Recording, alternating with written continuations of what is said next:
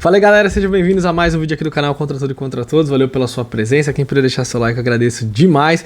E vamos lá, gente, falar aqui sobre a vitória do nosso palestra aí, Palmeiras 2, Cruzeiro 0. Ótima vitória do Verdão em cima do Cruzeiro. Tem muita coisa pra falar nesse jogo. Ótimas notícias aí sobre atuações de alguns atletas que podem nos ajudar bastante aí no restante da temporada. E vamos lá, gente, uma vitória de 2-0, eu tinha falado ontem no pré-jogo, lembrando, o Verdão sempre lá, só posso voltar a fazer vídeos na sexta-feira, se você puder compartilhar o vídeo aí, o pessoal que gosta de acompanhar o pós-jogo, tem gente que não vai saber porque que eu não gravei e tal, eu agradeço de verdade, pessoal.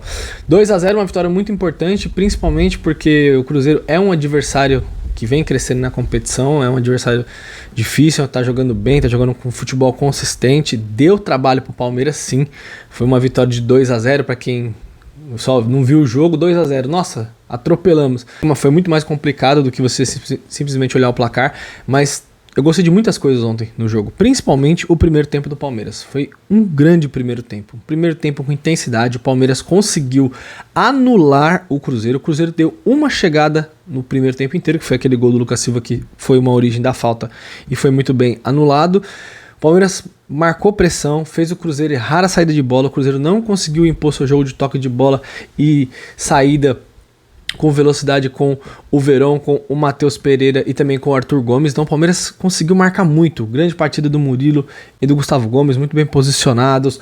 No começo do jogo, o nosso meio de campo estava mordendo muito, a gente estava ganhando toda a segunda bola a maioria das disputas no primeiro tempo, e isso fazia com que o Palmeiras tivesse a posse e começasse a criar jogadas. O Palmeiras criou uma bela jogada, o Vanderlan, como oferece muito na profundidade, um cruzamento ali. Na verdade, o Vanderlan fez o gol praticamente pro Lopes, né? E o Lopes quis ir de pé esquerdo, ali é pé direito, não pode perder uma oportunidade daquela. Isso eu falaria. Eu tô falando pro Lopes, tô falando pro Rony, tô falando pro Dudu, pro Felipe Anderson, qualquer um. Aquele gol não dá pra perder. Mas já vou falar uma outra coisa. E o Lopes acabou perdendo uma chance muito grande. Ele teve uma outra chance no qual ele, infelizmente, quis simular um pênalti.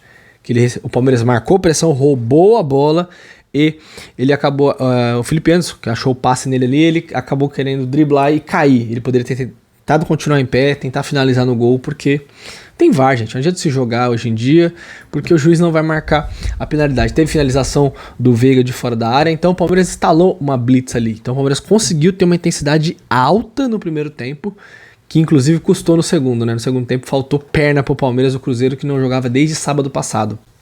Você que tá aí do outro lado, você acha que não faz diferença um time jogar na quarta, como o Palmeiras jogou contra o Botafogo, num jogo muito desgastante, o Palmeiras deu tudo, e o Cruzeiro que jogou no sábado passado?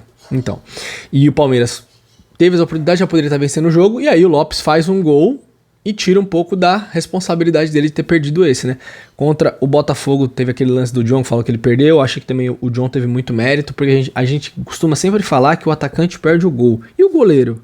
E a tomada de decisão do goleiro? E falar em goleiro, né? Por falar em goleiro, temos que falar do Everton, né? Incrível como o Everton retomou a confiança e voltou a ser um cara extremamente importante pro Palmeiras. Todo jogo tem uma defesa grande do Everton. Ele fez uma bela defesa no começo do jogo. Para não falar que o Cruzeiro não chegou, uma cabeçada do Zé Ivaldo no escanteio, teve uma finalização sim, e o Everton fez uma defesa importante. E no segundo tempo ele fez uma defesa de goleiro grande na chegada do Arthur Gomes ali na cara do gol. O Lopes faz 1-0, né? Como tava falando, numa jogada muito mais difícil, ele recebe a bola, domina, puxa e bate, e ali ele consegue, porque o atacante, gente, para ficar em time grande, o Lopes, seja quem for, ele só se mantém no time se fizer gols, certo? Ele perdeu um gol absurdo.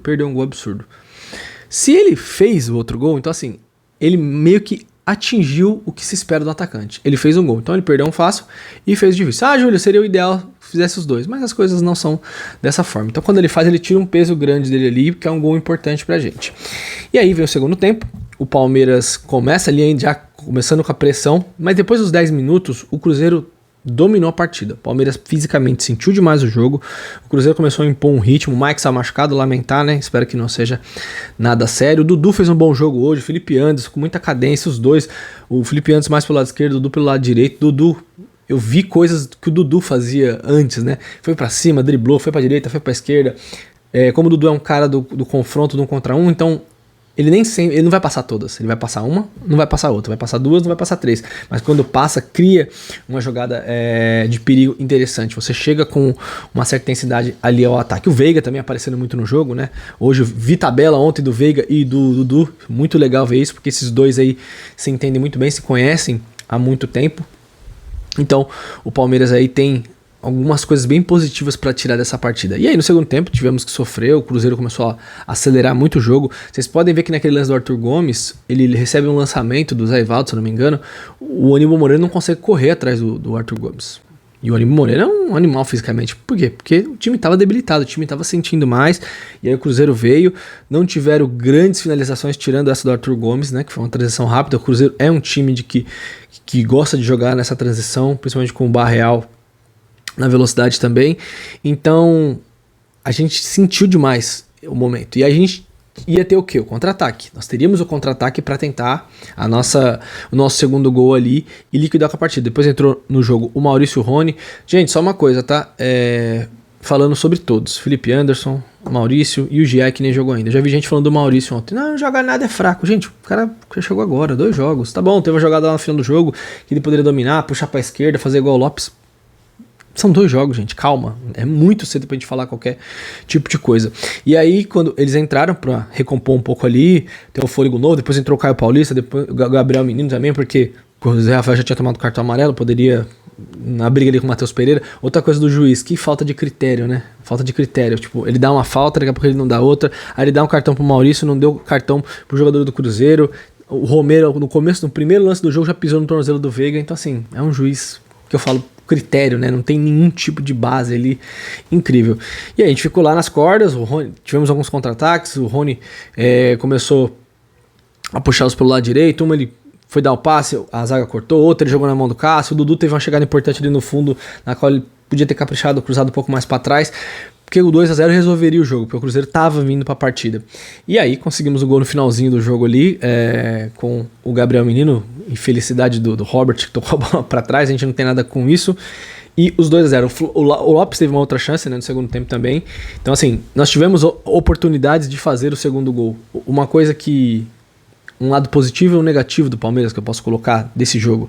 O positivo é que o time tá voltando a jogar bem, jogadores voltando a boa fase, o time tá com intensidade, marcando pressão, isso desde o jogo contra o Botafogo também, e outros jogos.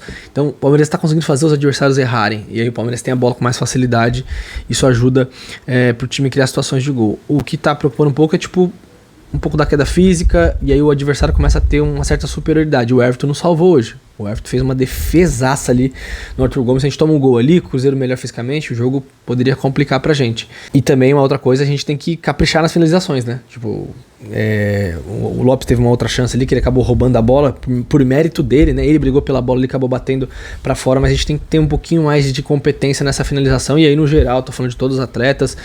O Felipe Anderson teve uma chance também no começo do segundo tempo, porque você facilita muito a vida. Você faz 2-0, é outro jogo. 1-0 a gente ficou ali nas cordas, mas tudo deu certo, 3 pontos e o Verdão está bem posicionado aí na tabela. Eu sabia que seria um jogo difícil. A gente tem que reconhecer os méritos dos adversários, gente. Às vezes muita gente só olha pro Palmeiras. Ah, mas o Palmeiras fez isso, fez aquilo. Ah, depois ele botou Marcos Rocha, ficou uma porcaria, botou Caio Paulista. Gente, os caras estavam cansados. O Palmeiras precisava ter um rigor físico ali. O Palmeiras precisava voltar fisicamente pro jogo, porque tinha que correr atrás dos caras. O Cruzeiro tava colocando uma intensidade alta e a gente às vezes a gente tem que ser crítico. Acho que a gente pode criticar, a gente pode debater, dar uma opinião aqui, mas a gente tem que ser justo.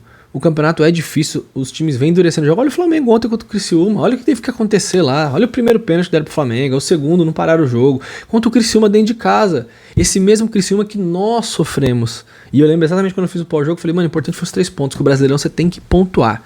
Você precisa pontuar no Campeonato Brasileiro. Então cada jogo é uma final. E olha lá, o Cruzeiro, o Flamengo ia se enrolando contra o Criciúma dentro de casa. E só para adicionar aqui um comentário do Gabriel para terminar o vídeo, ele ontem, ele fez um gol ontem pelo Flamengo, né? O Flamengo ganhou por 2-1, ele falou que faltou respeito do clube com ele e tudo, que eu sou um ídolo e tal, vamos ver o que vai acontecer, vou me preparar melhor pro final do ano, tal. Então assim, na verdade não tem clima mais para ele, o Flamengo não tem interesse em renovar com o Gabriel Barbosa, e pode ser aí que opinião minha e leitura da situação.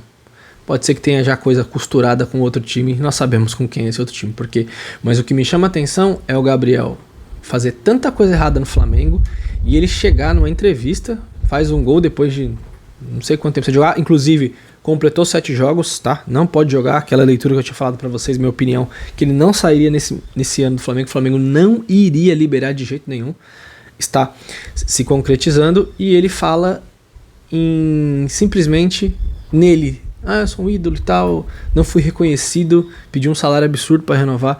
Então, tipo assim, é um cara que não tem autocrítica das próprias ações, das coisas erradas que ele fez no clube, por responsabilidade dele. Então, é um cara que a gente tem que sempre pensar muito bem se quer. Se vier, como eu sempre falei aqui, eu vou apoiar. Mas, de importante é que nós estamos embalando, estamos tendo boas atuações e o time está se preparando para os duelos pesados que vem aí na frente. Gostei demais da vitória do Palmeiras ontem, apesar de um grande primeiro tempo e segundo tempo mais abaixo. Normal. Isso é do futebol, não tem como você ser dominante em 90 minutos da partida. E se a gente tivesse acertado mais um contra-ataque ali, a gente poderia ter ganho com mais facilidade. Bom, obrigado pela sua presença, galera. Um ótimo domingo. Até a próxima. É nóis.